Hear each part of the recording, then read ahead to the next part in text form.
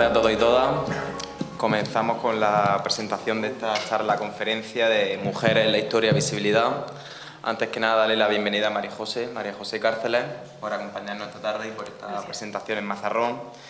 Para el que no conozca a María Ángeles, es periodista, es una apasionada de la cultura, comunicadora, directora de revista y del Festival Nacional de Miradas de Mujeres de Murcia.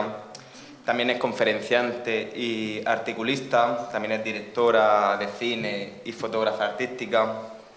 Y entre el currículum que tiene, es presidenta de la Sociedad Geográfica de Murcia, una mujer entregada y apasionada por la igualdad y la lucha que, como comentábamos allá afuera, cuando lo consigamos ya no tendremos que reivindicar, sino que celebrar. Y nada, también es la primera mujer en dirigir cine y redactar televisión en Murcia. Y con esta presentación de María José, para el que no la conozca, te dejo aquí para que es tu momento y que comience tu presentación. Muchas gracias.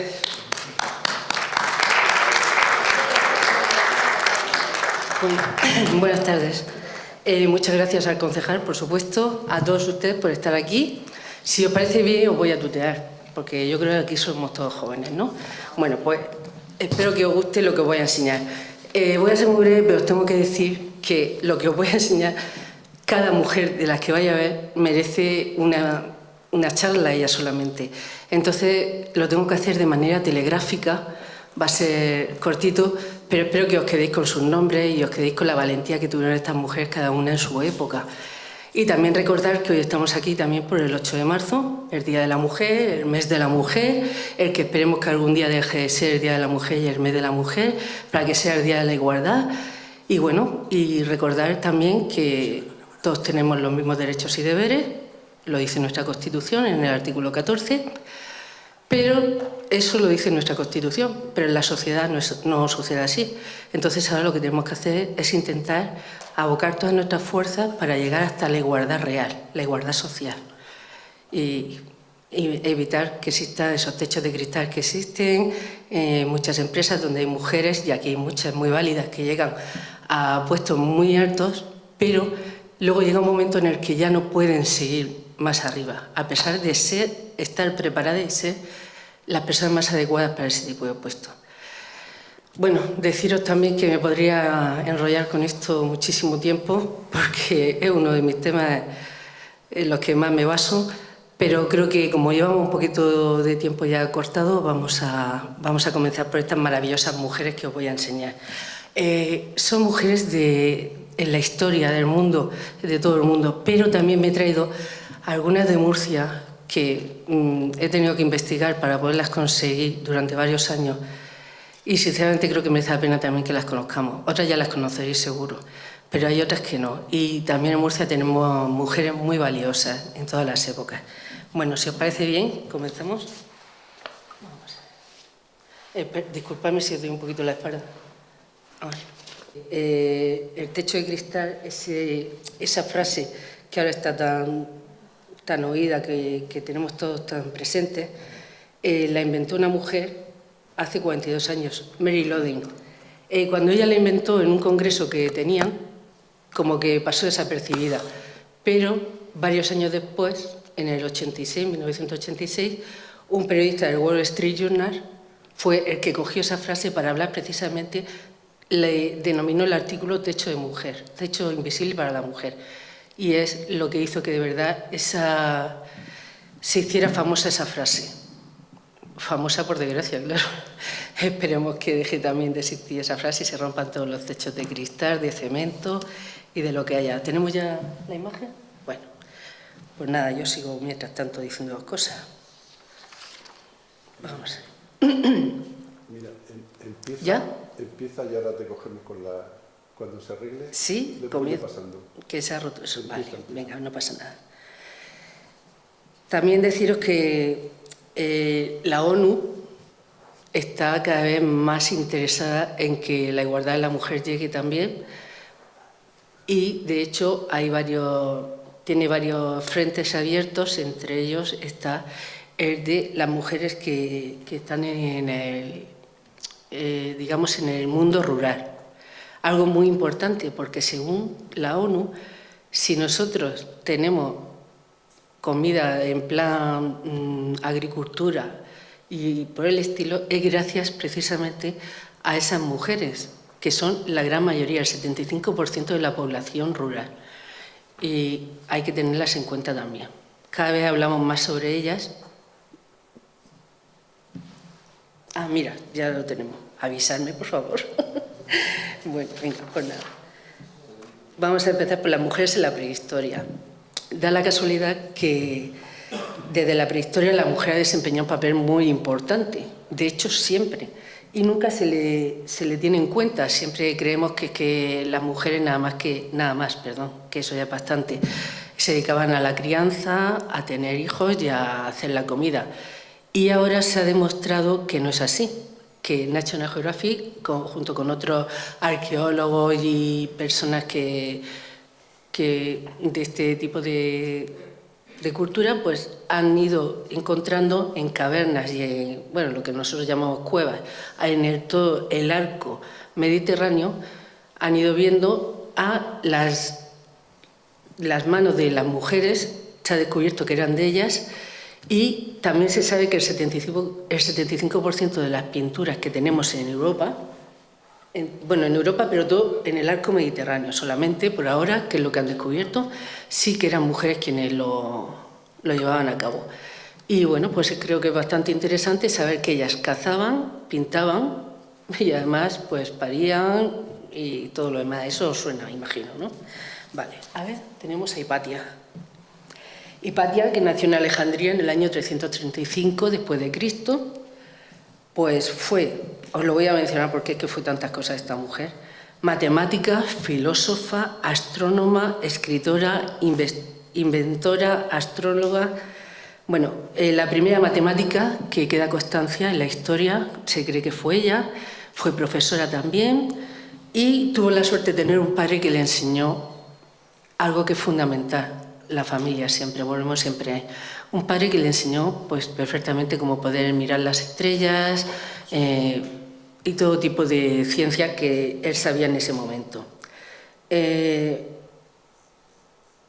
Bueno, sí, ella decía, vale, esto es una frase que ella solía decir, y es que no creía en supersticiones y pensaba que lo mejor era lo empírico, todo aquello que podemos ver y poder de alguna forma ponerlo en práctica.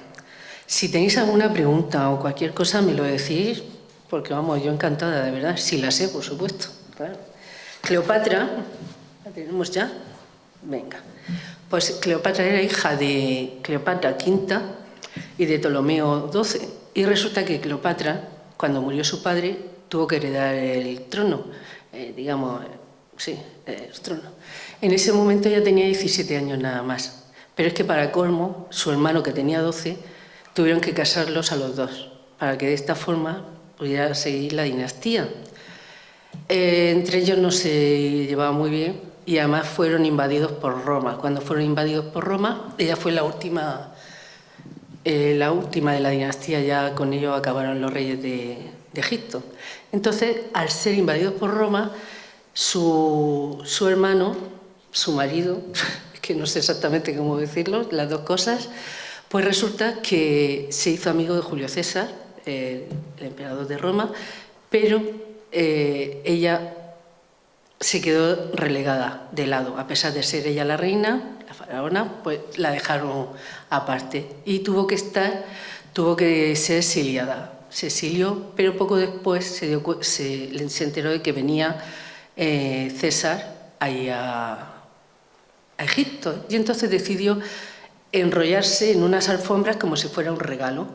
Y cuando llegó César, abrió las alfombras y ahí salió ella toda muy sexy, toda muy dispuesta. Y no es la mejor de las formas para que una mujer salga adelante y busque una igualdad, pero en este caso ella estaba empleando como una especie de artimañas para volver a conseguir su reinado. De hecho, lo consiguió y César entonces le dio otra vez el poder y ella lo que hizo fue que en este caso hizo que su hermano fuera el que se exiliara.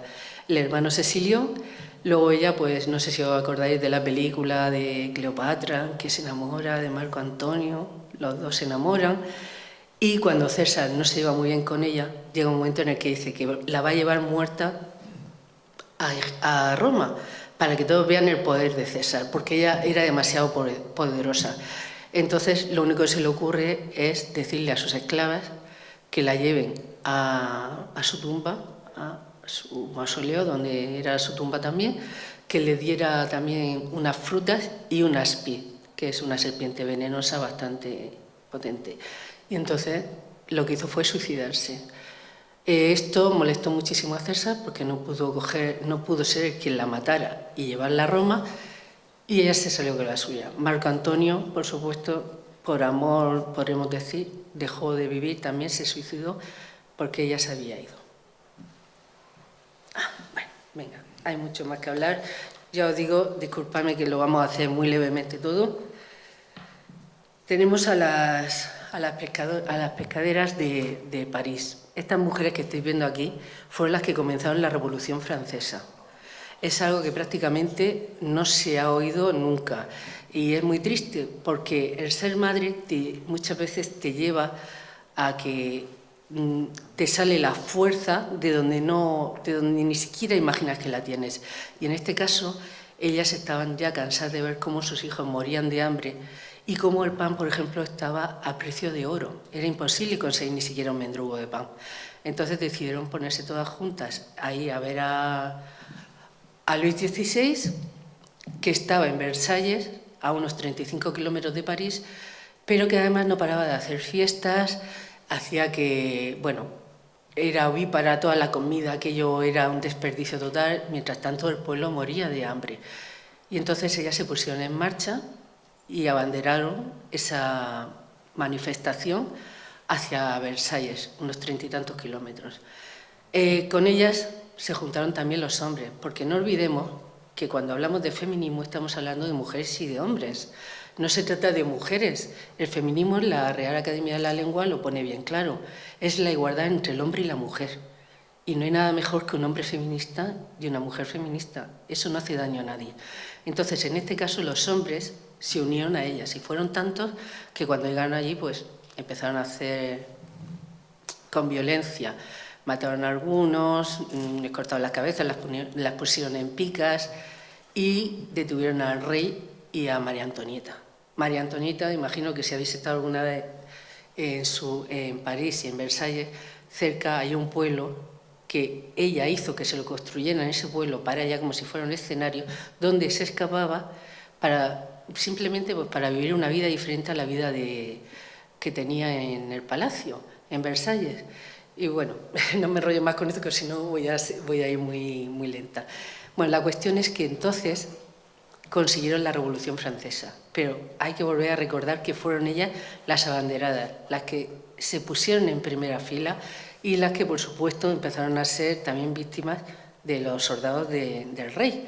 No obstante, también hay que recordar que los ilustrados, los hombres, eran hombres, cogieron, después de que, digamos, la plebe, la gente consiguiera que Luis XVI no abdicó, porque es que lo detuvieron. Entonces lo que hicieron fue que ellos, los ilustrados, cogieron el poder.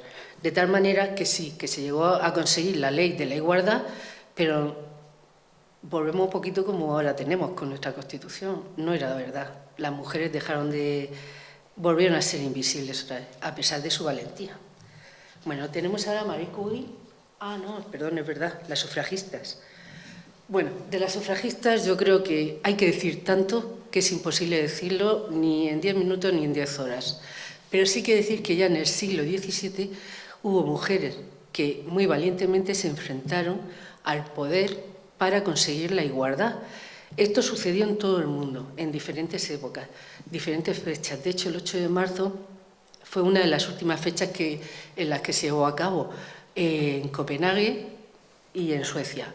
Pero se consiguió al final que fuera el 8 de marzo la unificación del Día de la Mujer en todo el mundo. No obstante, fueron siglos de lucha. Hay que recordar que en Reino Unido, concretamente en Inglaterra, se les prohibía salir a manifestarse y cuando lo hacían, estas señoras recibían, la policía las recibía y las llevaba a palos a la cárcel y cuando estaban allí les obligaban a comer porque ellas se negaban a comer, para poder conseguir la igualdad, para poder conseguir votar, algo muy importante. Ellas no eran objetos y querían participar también. ¿Qué sucedía? Que cuando no podían con ellas, a la fuerza, aparte de los maltratos que obtenían, las obligaban, las ataban y les ponían un embudo donde les hacían comer la comida a la fuerza. Bueno, hubo muchas que murieron por el mero hecho de que ahora nosotros podamos estar votando, que eso sí que es importante, hay que tenerlo en cuenta. Muchas mujeres también españolas, no solamente ellas. Son muchas fechas, sé que os interesa mucho el tema, pero no puedo pararme ahora en decir todas esas fechas. Marie Curie, sé que la conocemos todos. Al principio, yo me acuerdo que cuando yo era pequeña, a Marie Curie se la conocía como la mujer de Pierre Curie, pero es que en realidad ella ayer, al unísono, estuvieron en el laboratorio planificando y haciendo investigación.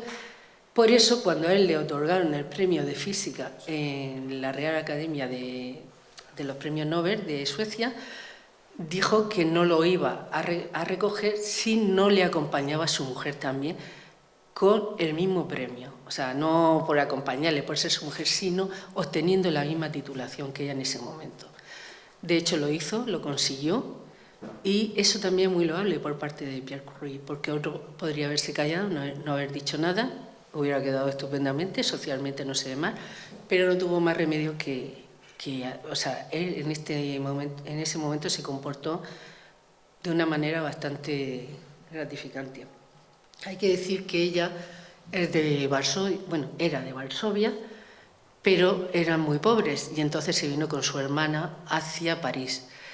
Trabajaba de noche, estudiaba al revés, trabajaba de día, estudiaba de noche, su hermana estaba muy enferma, tuvo que cuidar de ella y al final consiguió ser doctora en física y química, lo que le llevó a conocer a su marido y ya pues lo que os he contado hace un rato.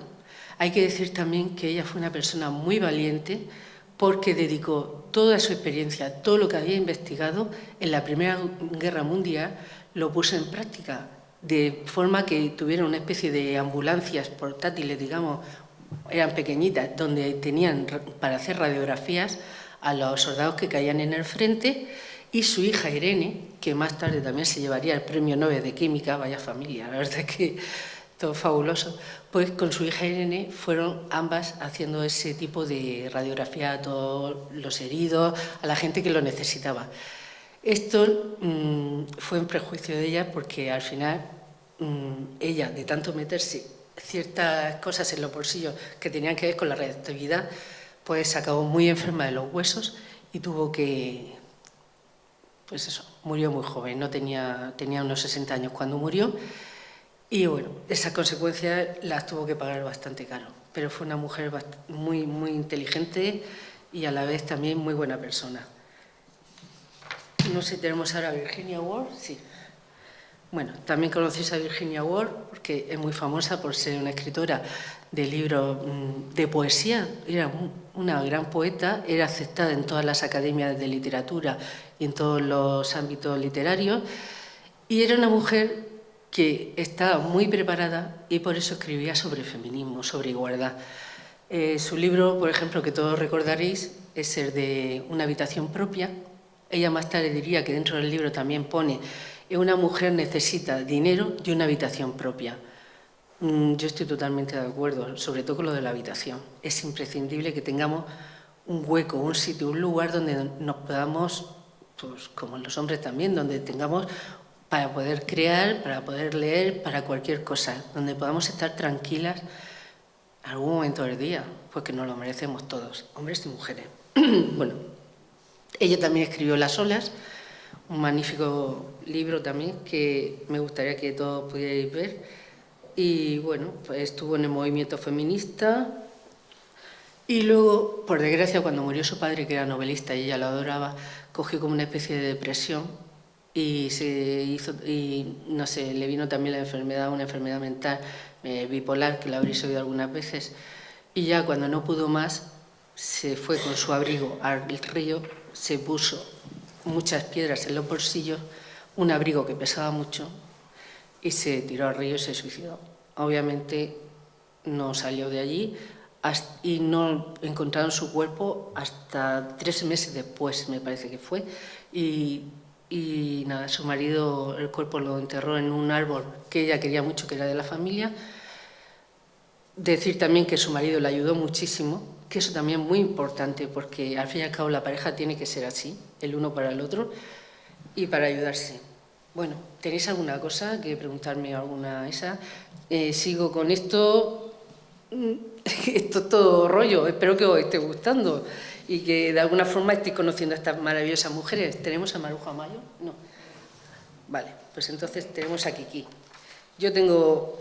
Kiki se llamaba Alice Prim. Ella es nació en 1901, en el siglo XX, con el siglo nació. Y ella era, primero, muy pobre, tan extremadamente pobre que su madre se la dejó a su abuela en un pueblo de agricultores y se marchó a París. La madre acabó siendo prostituta y a los 12 años la abuela, como ya no podía mantener a Alice Prim, que es Kiki de Montparnasse, entonces lo que hizo fue que la mandó con su madre. Su madre, como tampoco la podía mantener, pues se tuvo que buscar la vida ella sola. Con los años, Kiki llegó a conocer también, era muy joven cuando conoció a todos los más famosos pintores y escultores de la época, como puede ser Gargallo, como puede ser Picasso, todos ellos estaban dentro de ese grupo de los más famosos, de los que todos conocemos. A la misma vez también decir que se enamoró de Man Ray y Man Ray de ella. Y Man Ray, aparte de ser fotógrafo y pintor, lo que hizo fue que le hizo una serie de fotografías a ella. Entre ellas está el violín de Ingres, que no sé si os acordáis, que es esa figura que se ve de espalda, es una espalda y una especie de dibujo que hace que la espalda parezca como un violín, más bien un violonchelo, diría yo. Pero bueno, pues eso era de Man Ray y se lo hizo a ella. Todos los artistas de la época la querían mucho, compartían con ella también, pues eso, sus cosas, bebían, hablaban, sus tertulias, y además la dibujaban o hacían esculturas sobre ella. Y se destaca casi siempre por sus ojos almendrados. Siempre que veis alguna vez una escultura, una almendrada, y de esa época casi seguro que ella fue la modelo. Pero ella no solamente fue objeto y modelo, ella también fue pintora, llegó a ser también productora y era escritora, pero por desgracia cayó también con los años en la pobreza y acabó, pues eso, mendigando y en la calle, muy mal, acabó fatal. Pero se conservaron muchas obras de ella y era una buena pintora. Y yo tengo que mencionarla siempre porque creo que es muy injusto que se quede como con esa canción de que ella era prostituta, y me parece muy injusto que se hable de ella de esa forma. Entonces, por eso esta mujer me gusta empoderarla bastante para que se le conozca. Bueno, ya os he dicho que aunque su nombre era Limpris, ella se llamaba, le llamaron su nombre, le pusieron Kiki de Montparnasse, porque era la zona de los pintores, la zona de los... Bueno, ahora tenemos a Carmen de Burgos. ¿Qué os puedo decir, Carmen de Burgos?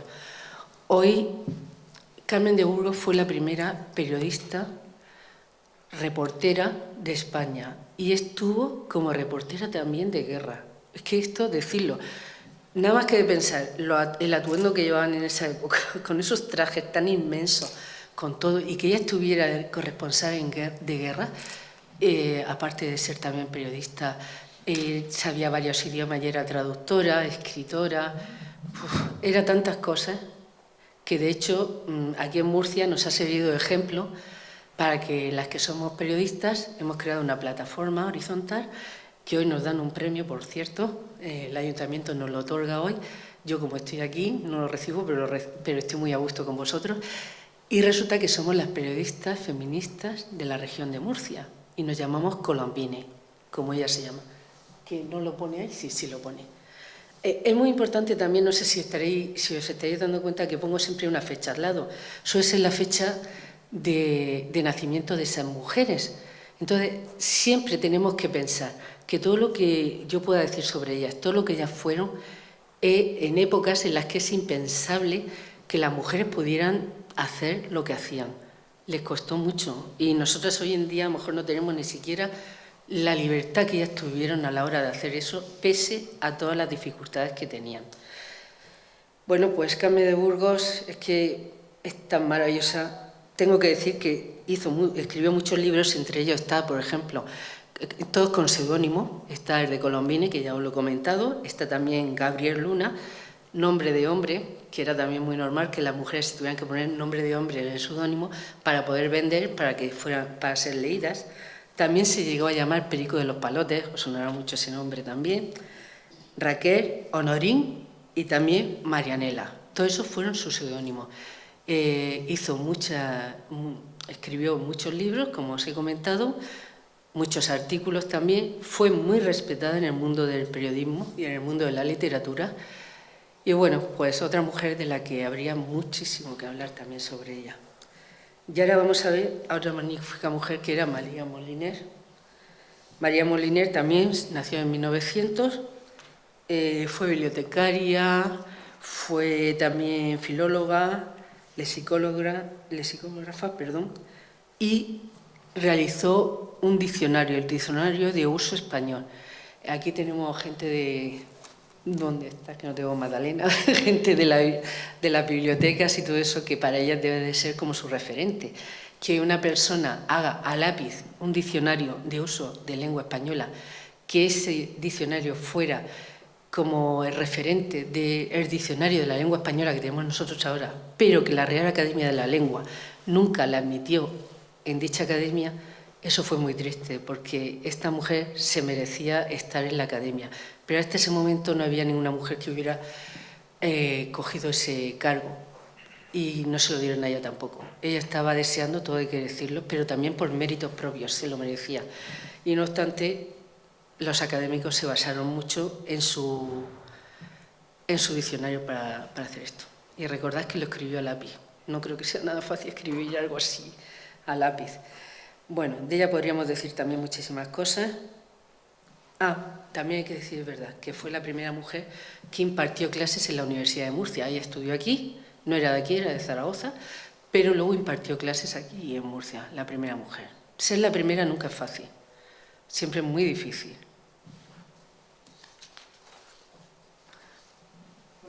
Ahora tenemos a Maruja Mayo. Maruja Mayo. Os he puesto esta fotografía. Esta es la Maruja Mayo ya de mayor.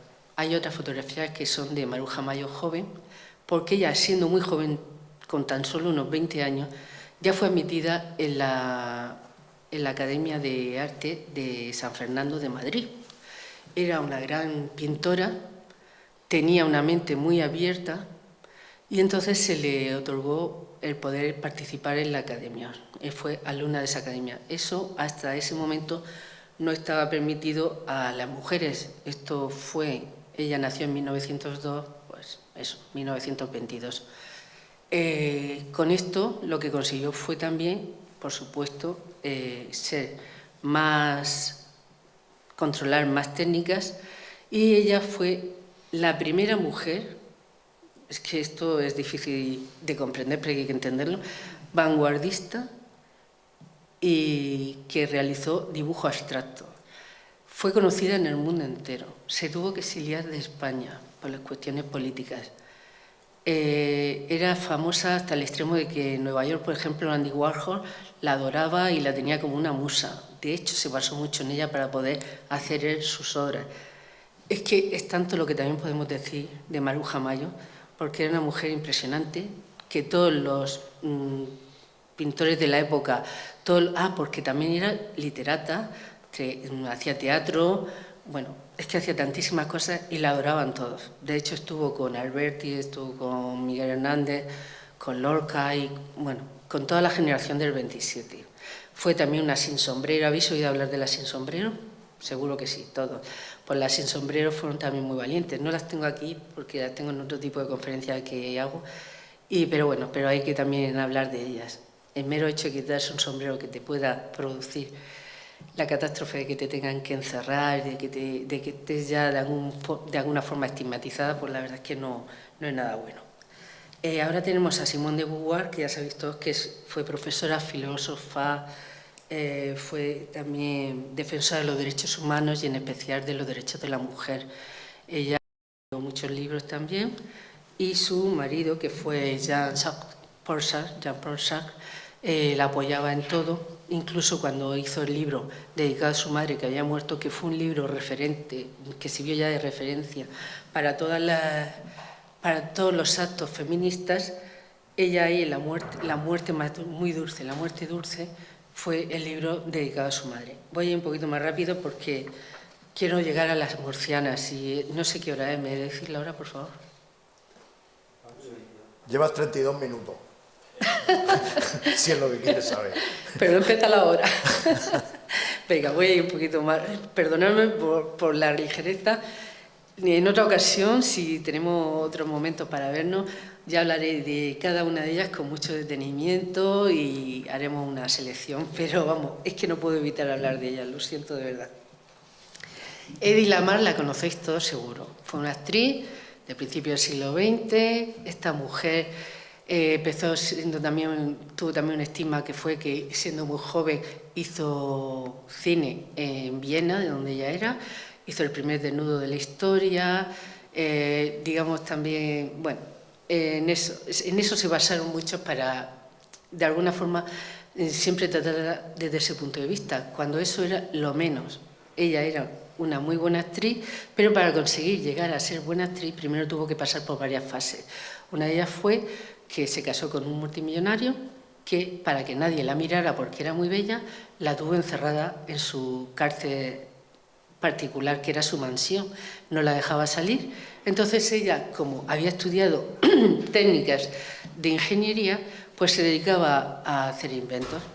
Se dedicó a hacer inventos en su habitación, él no la dejaba salir y entonces un día consiguió escapar de allí, pero eso le costó muchos años y cuando lo hizo fue poniéndole un somnífero a la criada de la casa porque la tenían continuamente vigilada. Y entonces se vistió como la criada y salió en bicicleta de allí. Esto es anecdótico, pero hay que decirlo. Para conseguir la libertad, salió en bicicleta haciéndose pasar por la criada de la casa, una de ellas.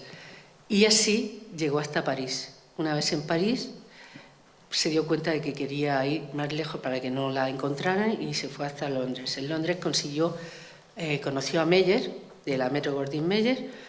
Le gustó, era muy guapa y entonces le dijo que la quería como actriz allí en Estados Unidos, que él estaba haciendo una selección de mujeres aquí en Europa. Ella dijo que no porque le pagaba muy poco y que creía que eso era abusivo lo que él hacía.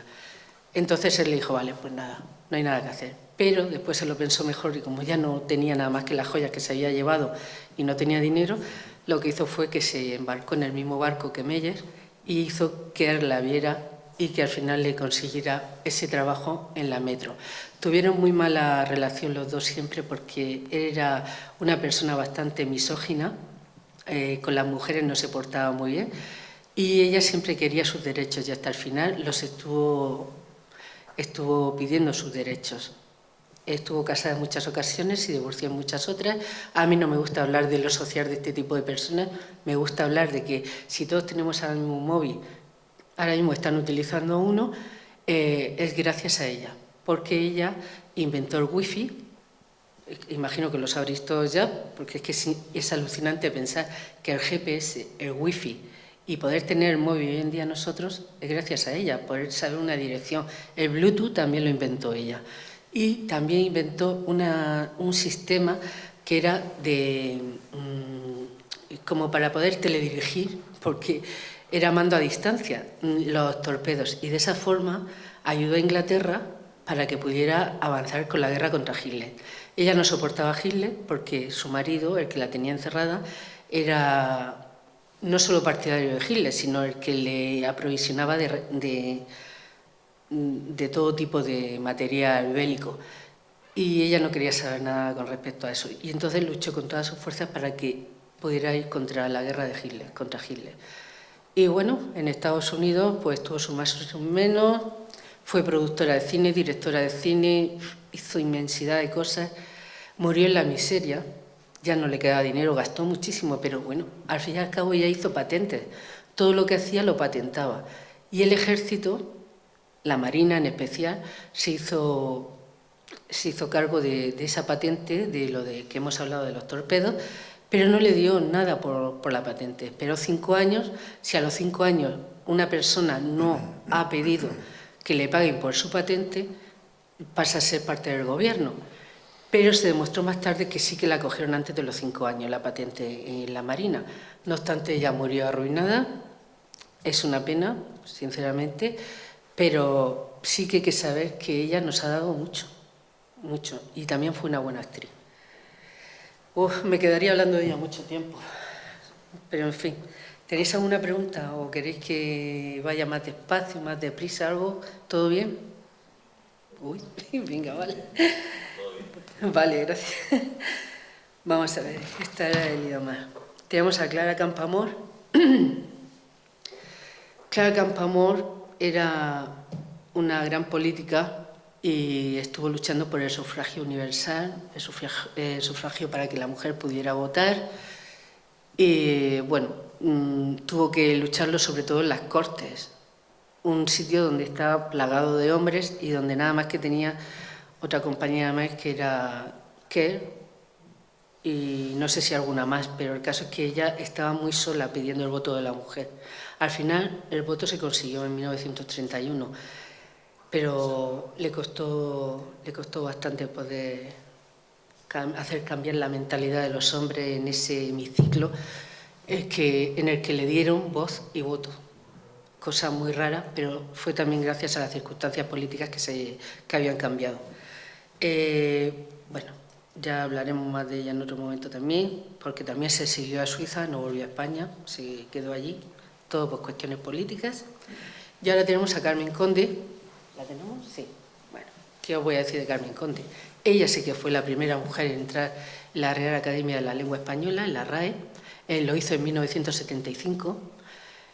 Junto con su marido, Joaquín Oliver, crearon la Universidad Popular de Cartagena. Ella era una poeta, no le gustaba que le llamaran poetisa, muy importante y muy reconocida por todos los escritores y poetas de España. Estuvieron en Madrid mucho tiempo, su marido y ella, allí haciendo las misiones pedagógicas, fundamental, algo que no se tiene muy en cuenta, pero que mucha gente de la época ayudó. Maruja Mayo también lo hizo y algunas otras, y ayudaron con las misiones pedagógicas. ¿Qué quiere decir eso? Que donde no llegaba nadie, porque estaba lejos, porque era una montaña, porque nevaba mucho, ellos cogían un burro y lo que hiciera falta y se iban a enseñar a los niños y a los mayores de esas aldeas, esos sitios minúsculos donde no llegaba la información. No había comunicación en esa época. Y sinceramente creo que es muy loable, y posiblemente algunos de vosotros, yo misma, tengamos familiares que gracias a esas personas pudieron saber lo que era la escritura, lo que era leer, y les llegaban los libros, porque ellos iban cargados de libros para que estas personas pudieran leer y cultivar sus enseñanzas. Bueno, creo que es muy importante todo esto. Ya os he dicho lo de la Universidad Popular de Cartagena. Tengo que decir una cosa también, que esto no lo llevo aquí, pero me parece importante porque he visto el cartel que hay abajo donde vamos ahora de las escritoras de Murcia.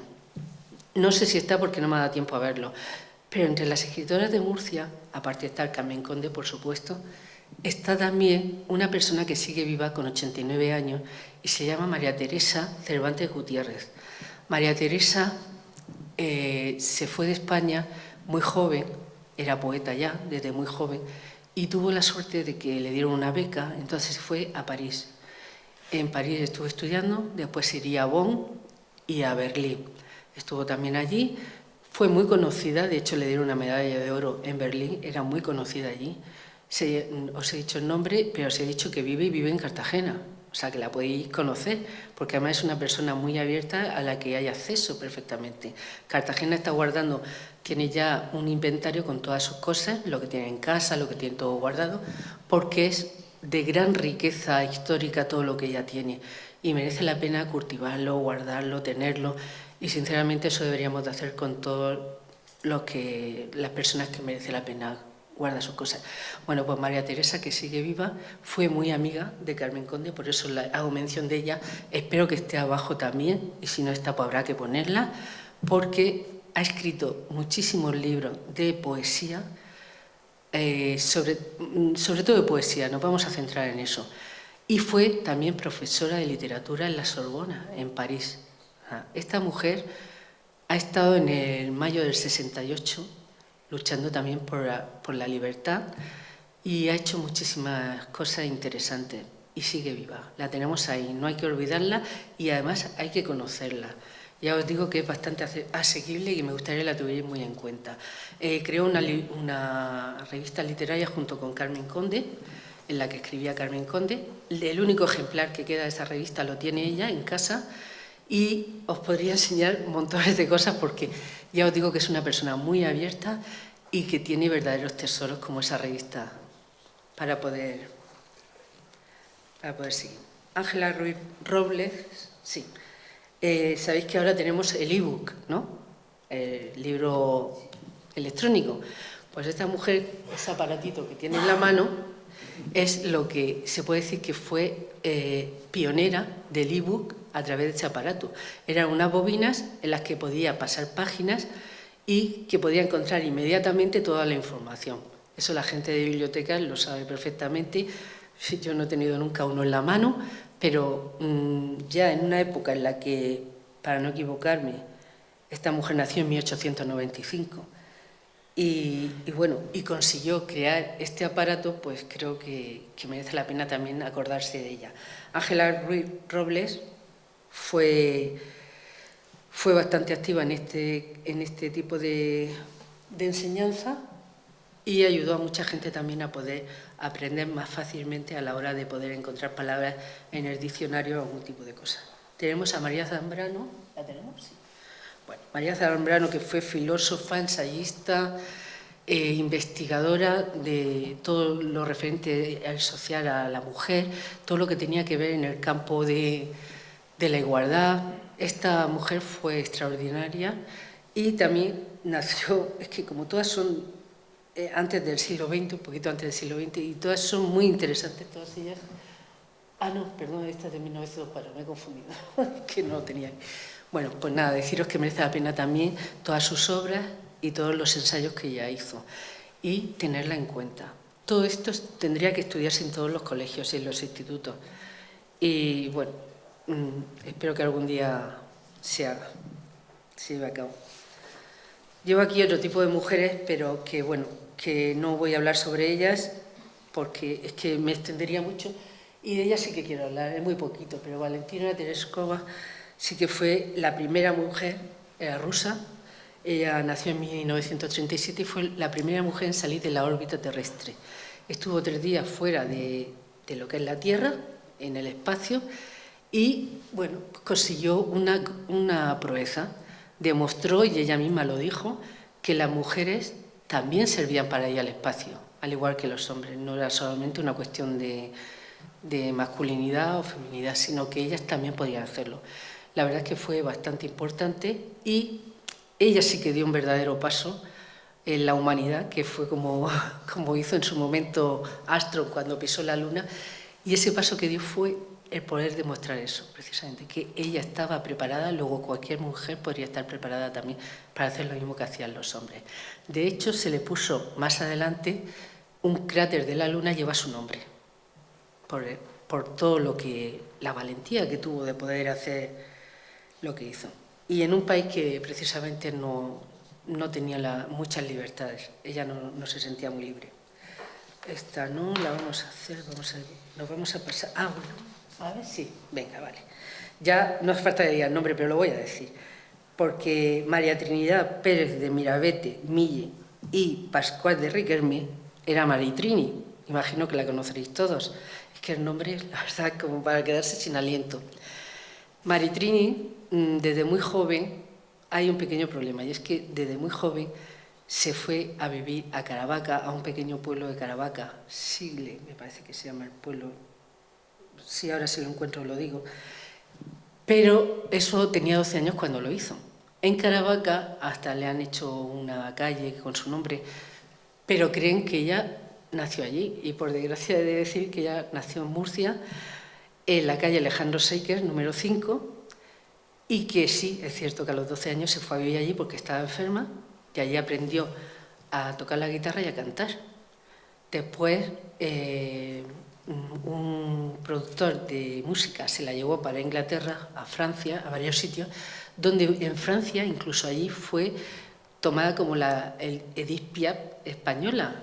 O sea, era una persona, yo tengo que decir que para mí fue un referente, porque todo lo que ella cantaba era poesía, pero era poesía libre también, era poesía en pro de la mujer, y sinceramente hizo mucho. Con 15 años ya estaba viajando a Inglaterra, a París y a muchos sitios, y ya llevaba su vida discográfica. Luego fue muy importante todo lo que ella hizo y hay que tenerla en el recuerdo. Se le dio la medalla de plata hace unos años de la región de Murcia y me consta que este año vamos, bueno, una persona que la querían mucho y que eran sus amigos, vamos a intentar hacer un homenaje a esta mujer porque se lo merece y porque nos ha dado más de lo que creemos. Bueno, en Singla, el pueblo de Caravaca se llamaba Singla, que por cierto tengo que deciros que cuando di una conferencia allí y lo dije, casi que se crea una revolución, la verdad, porque todos allí creen que ella es de allí o si lo saben no quieren decir lo contrario. Pero bueno, yo soy una persona muy pacífica y la paz se pone enseguida, se hace enseguida, no pasa nada. Ella de todas formas era de la región de Murcia, murciana, o sea que no hay que decir más. Malala, la tenemos aquí, la conocéis todos, porque esta chica, por el mero hecho de ir a la escuela, junto con sus compañeras, sufrió un atentado talibán en el que le dispararon y la peor de las balas fue la que se le incrustó en la cabeza. La llevaron a Londres a hacerle una operación y consiguieron salvarla. Cuando ella se recuperó, se dedicó precisamente a hablar sobre las niñas que van a la escuela a pesar del peligro que corren. Los talibanes no quieren que las mujeres avancen y, por supuesto, que saben muy bien que eso sucede desde que son pequeñas. Entonces les disparan, les echan ácido y, bueno, pues ese tipo de cosas que son horrores que ellas viven a diario y ni siquiera se sabe si van a llegar a mayores. Malala tuvo mucha suerte en ambos sentidos, en el sentido que le salvaron la vida porque la trasladaron a Reino Unido y en el sentido de que una vez allí le dieron la oportunidad de estudiar y llegó a estudiar incluso en Oxford, donde también da clases. Es también, digamos, bueno, la ONU la proclamó también como defensora de la mujer y sobre todo de las niñas y bueno, pues sigue siendo una mujer que lucha por eso, porque las niñas puedan estudiar algo que debería ser lo más lógico y lo más normal y para que puedan llegar a ser mujeres libres y estudiar como ella ha tenido la oportunidad de hacerlo. Es muy loable que una persona haga algo así, porque ella ya ha conseguido muchas cosas, pero lo que hace es transmitir todo lo que ella ha conseguido, trasladarlo para que otras también lo puedan conseguir. Bueno, sabemos que todos la conocemos y que sigue en la lucha. Y ahora tenemos a las mujeres negras que mandaron al hombre blanco a la luna. Ese sería el título que le podríamos dar. Estas mujeres, habéis visto la película, estáis viendo arriba las que salieron en la película y abajo las auténticas. La película Figuras ocultas. No sé si habéis visto la película. Si no la habéis visto, la recomiendo. Es fascinante, porque ahí entran varios tipos de, digamos, de prejuicios que son, primero, que son mujeres, que son negras, que era una época en la que el machismo era imperante totalmente, en los años 50, pero que encima de todo eran matemáticas, eran unas mujeres que eran capaces de hacer todo tipo de números en poco tiempo, de poder calcular, pero es que eso fue más lejos, tuvieron que calcular órbitas terrestres, órbitas espaciales, para conseguir que el hombre pisara la Luna. Y de hecho, Armstrong dijo que si no lo hacían ellas, que no saldría en su cohete espacial, porque no se fiaba de nadie más. Estas mujeres tuvieron que soportar estar en un barracón donde no tenían ni un aseo y cada vez que tenían, esto sale en la película, también está en el libro, y es muy importante saberlo. Estaban como recluidas en una especie de barracón donde pasaba mucho frío y hacían ahí su trabajo.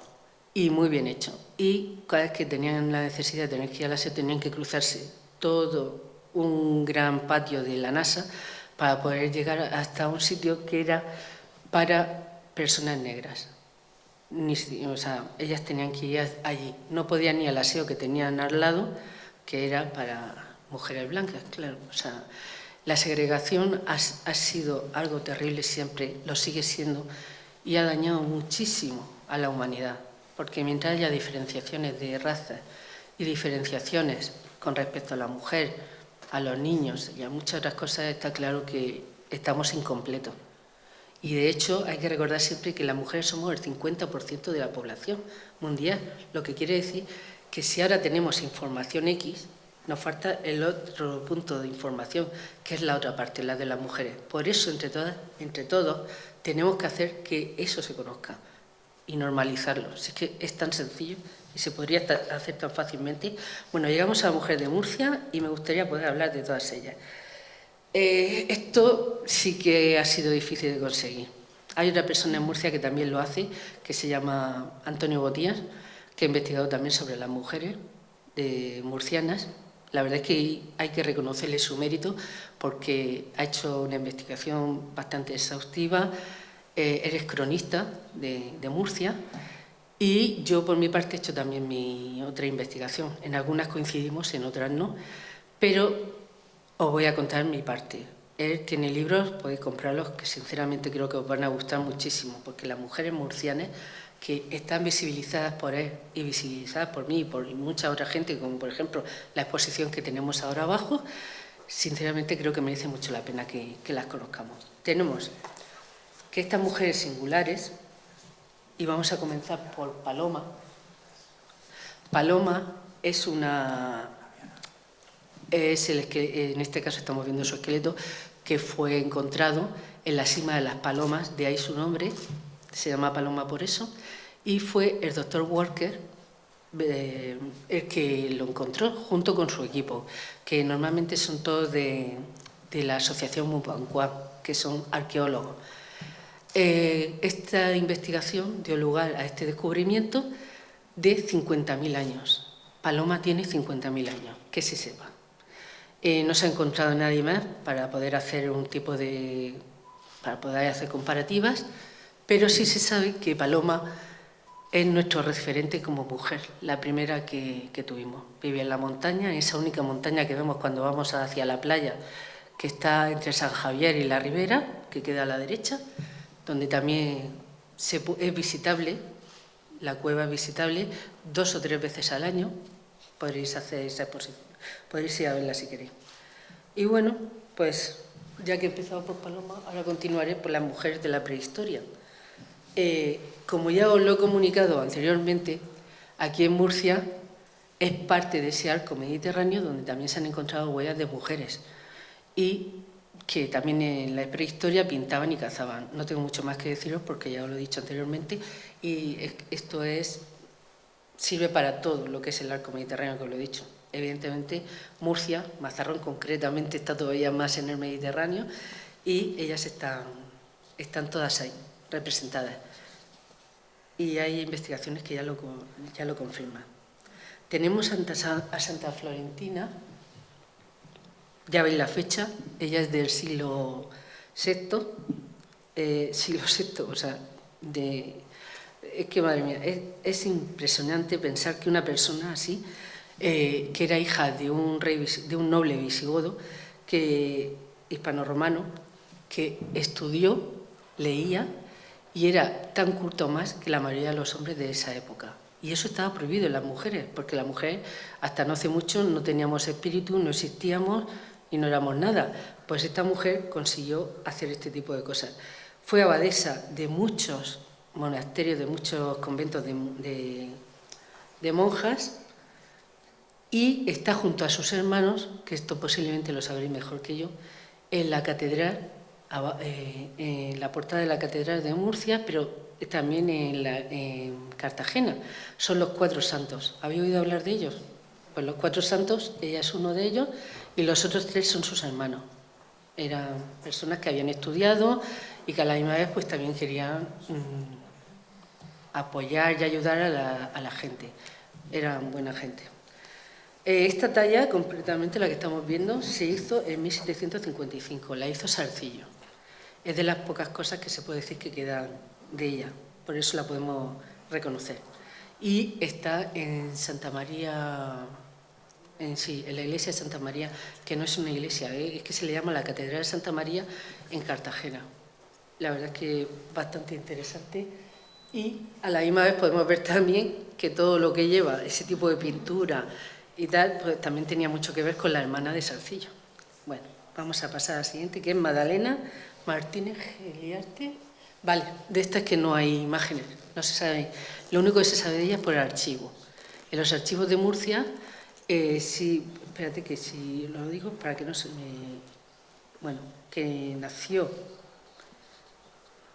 efectivamente, no se sabe nada de ella, fue pintora, era hija de pintor, nació el 6 de agosto de 1649, según la partida de nacimiento, que es lo que hoy en día es lo único que podemos tener de ella. Se conserva, y ya es bastante que se conserve desde esa época, en los archivos de la Catedral de Murcia. Lo podéis ver en el Museo de la Catedral. O sea, podéis, si hacéis alguna visita guiada y eso, podéis verlo.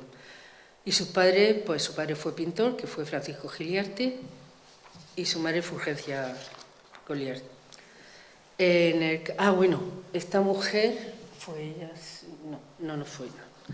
Esto no puedo decir mucho más de ella porque es que no se sabe mucho más. Bueno, la imagen lo que me da mucha pena poder tenerla. Juana de Tomás Montijo y Herrera, ¿es esta la que tenemos ahora? Sí. Ella nació en Murcia en 1672, quiso ser monja desde que era pequeña, lo consiguió a los 12 años. Además quería ser de convento de clausura porque ella quería ser agustina descalza y ayudar. Bueno, primero de clausura, pero después como quería ayudar a la gente se convirtió en agustina descalza. Fue otra que también inauguró muchos conventos, estuvo presidiendo varios de ellos, y el cardenal Belluga también se empeñó en que ella fuese una de las mujeres que fueran priora de un convento. Pero ella no quiso, porque ella lo que quería era estar con la gente enferma, la gente pobre, y compartir todo lo que ella sabía con ellos. Era pues una persona humanitaria, pese a que estaba muy enferma. Esto lo consiguió. También se dice ella que levitaba y que sabía cuando veía una persona cuando iba a morir. Esto la verdad es que no me hubiera gustado encontrarme con ella, porque si ya sabía cuándo iba a morir yo preferiría no saberlo, la verdad, ya que llegue cuando tenga que llegar. Pero bueno, hay muchas teorías sobre ella, pero también hay muchos escritos. Y también se sabía que se flagelaba, que se torturaba por no poder hacer más por la humanidad. Bueno, pues muchísimas cosas sobre ella también. Otra mujer de la que también tendríamos que hablar mucho. Por cierto, ella estaba contra el cardenal Belluga, porque la quería hacer priora de un convento. Entonces lo que hizo fue que le escribió, se saltó al cardenal Belluga, y le escribió directamente al Papa y consiguió que el Papa mandara una premisa en la que decía que no tenía por qué ser priora del convento, cosa que al cardenal Belluga no le sentaría muy bien, por supuesto, pero ella consiguió su propósito, seguir ayudando a la gente y seguir estando con la gente del pueblo. Bueno, a mí me parece también muy interesante. François Dipac, ¿la tenemos aquí? Sí. François Dipac nació en Murcia, estuvo 5 años viviendo aquí. Su padre era pintor y era escultor, pero se trasladó a Murcia como emigrante, entonces se casó con una murciana, una mujer murciana. Ella estuvo aquí hasta los 5 años y es conocida mundialmente como pintora. Vale, que ya no siguió aquí, se fue de aquí, pero nació aquí y hay que mencionarla. Entonces, cuando uno está haciendo una investigación y la ve y la conoce y sabe que ha sido una persona bastante importante, pues que menos que sepamos que ella era de Murcia, a pesar de que su nombre, por parte de padre, es francés y que era muy conocida en muchos entornos culturales, sobre todo en Londres. En Londres fue muy famosa, de hecho allí se hizo muy recomendada por todos por los retratos que realizaba. Luego tenemos a Isabel Salcillo, Sí, bueno, no tenemos tampoco imagen de Isabel Sarcillo, pero sí sabemos que ella utilizaba las policromías que adaptaba a las figuras que su hermano hacía, le ayudaba con todo, le ayudaba a vestir esos trajes que tan maravillosos de las procesiones que espero que todos hayáis visto de Murcia. Me refiero a Murcia capital, pero vamos que son muy interesantes para todos y que todos deberíamos de ver. Sarcillo destacó muchísimo, por supuesto, no salió nunca de Murcia, pese a que es de ascendencia napolitana, por su parte, Nicolás Sarcillo. Él nunca salió de aquí, pero en cambio era conocido fuera de aquí, y entonces por eso le hacían muchos encargos para otro tipo de esculturas, y casi todas siempre eran policromadas. Inés Sarcillo, pues cuando se casó, dejó también a su hermano, dejó de ejercer. Era una persona hasta ese momento que hacía muy bien su trabajo. Y bueno, eso también pasa muchas veces. Hay que recordarlo, que cuando una mujer se casa, pues normalmente adquiere otra forma de vida. Nos metamorfoseamos de alguna forma. Bueno, Inés Sarcillo también muy interesante. Es una pena que no tengamos imágenes de ella, aunque se cree que su hermano la refleja muchas veces, porque se sabía que la cogía de modelo en La Dolorosa y en algunas otras esculturas, pero no se cree, no se puede asegurar. Falleció, pues eso, habiendo dejado ya el taller de su hermano, ya no trabajaba en él. Bueno, ahora tenemos a Dolores Bas Bonat, 1905. Fue escritora, feminista, maestra, enfermera, y escribió el vademecum de las enfermeras, que le servía tanto a las enfermeras como a los médicos. Cuando hablamos de un vademecum, pues ya sabéis que estamos hablando de un tocho, pues como pasó en su momento con lo del diccionario también. Y esta mujer pues se hizo famosa más que nada por esto, y tiene también varios libros, entre ellos un libro que se llama Leyendas. Fue una gran escritora, pero dedicó su vida más que nada hacia el terreno de la ciencia. De ahí el que escribiera el vademecum. Me parece súper interesante también. Bueno, de Carmen Conde ya hemos hablado, no creo... ha vuelto a salir. Bueno, ya hemos hablado de ella. Carmen Conde tiene junto a su marido también en Cartagena el lugar donde están todas sus pertenencias y las cosas que nos puedan interesar, pero como ya le he mencionado antes, pues prefiero continuar. Maritrini también ha hablado de ella, creo que estará por aquí, sí, podéis seguir. Es que claro, es que ahora estoy hablando de las mujeres de Murcia, y muchas de ellas, como eran internacionales, nacionales e internacionales, se me acoplan con el anterior, con lo que os estaba hablando antes de las mujeres en la historia del mundo. Y tenemos también a María Jover, está aquí. Bueno, María Jover sigue viva, ella sigue viva, fue la primera mujer juez de España en 1972. Y bueno, pues eso hoy en día suena como muy normal, pero en una época en la que no había ninguna mujer estudiando para ser juez, que ella lo consiguiera, pues me parece bastante interesante. Y de hecho es noticia por ser la primera mujer juez de España, o sea, que es algo que tenemos que tener muy en cuenta. Vuelvo otra vez a repetir que todas las primeras mujeres en conseguir algo, igual que los hombres, pero en este caso las mujeres con más dificultad, hay que tenerlas muy, muy en cuenta, y deberíamos de estudiarlas a todas. Y Charo Baeza, que aquí la pongo con los Simpsons, bueno, tiene la medalla de honor del Congreso en Estados Unidos como la mejor guitarrista de música española. Se le conoce como actriz. Allí se casó con Xavier Cugat porque era menor de edad, se casó con él para poder llegar hasta Estados Unidos. Ella sabemos que es de Murcia también, y bueno, pues allí consiguió su carrera, y de hecho participó en muchas series como esa del barco, ¿cómo se llamaba? ¿Os acordáis alguna de esas series? Vacaciones en el mar, y bueno, ella sigue en activo todavía, sigue en activo. Alguna vez ha vuelto a Murcia, no muchas veces, pocas, y cada vez que van a verla allí en la familia, pues les pide que le dé pasteles de carne y cosas de esas aquí, típicas de aquí, ¿no? Pero bueno, pero es una gran mujer que la invitan en todas las conmemoraciones, en todos los eventos así importantes, y bueno, y que ha sabido salir adelante. No es fácil salir adelante en un territorio en el que tienes que aprender la lengua de ellos y en el que tienes que hacerte grande. Bueno, ahí la tenéis también hasta en Los Simpsons, o sea, una murciana en Los Simpsons. Y pues creo que ya hemos terminado, ¿puede ser? Bueno, pues nada, os doy las gracias a todos por escucharme el rollo y porque creo que es importante que todos sepamos de estas mujeres. Hay muchísimas más. El mundo está lleno de mujeres maravillosas, todas las que estáis aquí, porque todas las mujeres somos resilientes, todas las mujeres somos proactivas, porque lo que no está inventado lo tenemos que inventar a la fuerza, como amas de casa, como madres, como pensadoras, como cualquier cosa. O sea, que somos muy grandes. Y nada, muchas gracias.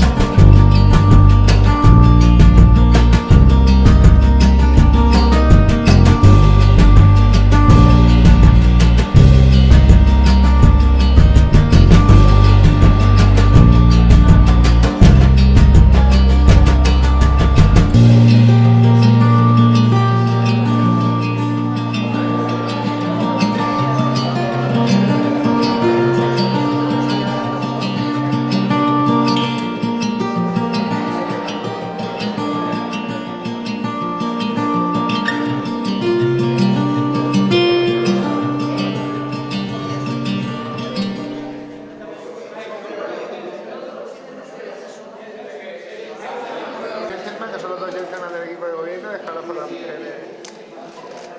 Si ellos saben lo que tienen que hacer. Ya está.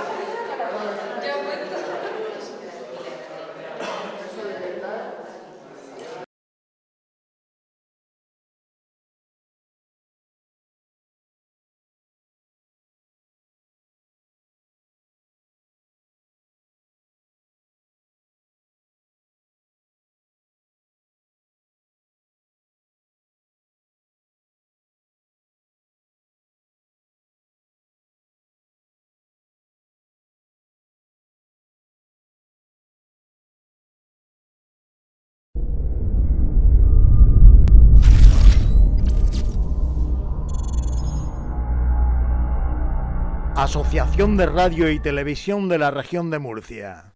Micrófono de plata a Telesatélite Mazarrón.